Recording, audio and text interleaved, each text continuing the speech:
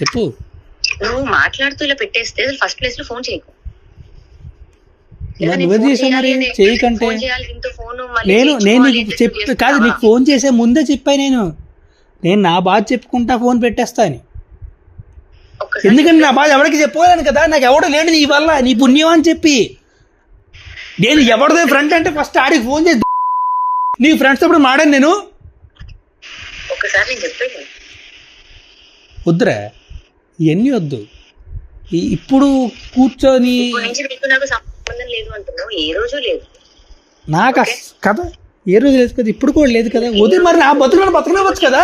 నిన్ను ఎక్కడ ఇప్పుడు కూడా లేదు కదా, మరి నేను ఎక్కడ ప్రాబ్లం చేశాను నీకు? నేను ఆ రోజు నా దగ్గర ముంబై వెళ్తున్నాను అంటే నేను వద్దన్నాను.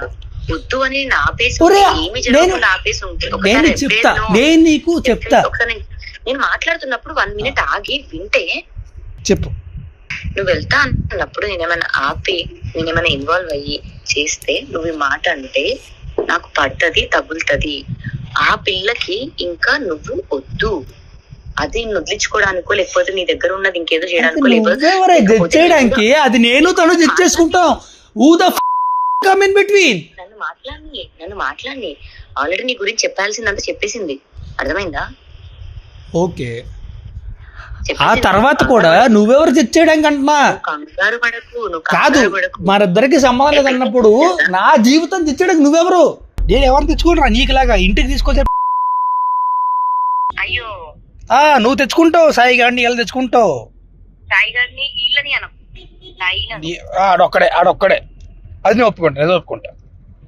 అండ్ ఆ విషయాల్లో కూడా తప్పట్లే ఎప్పుడు కూడా. కానీ ఈ విషయంలో ఎంత కాల్ చేసే చూడు తీసుకుందా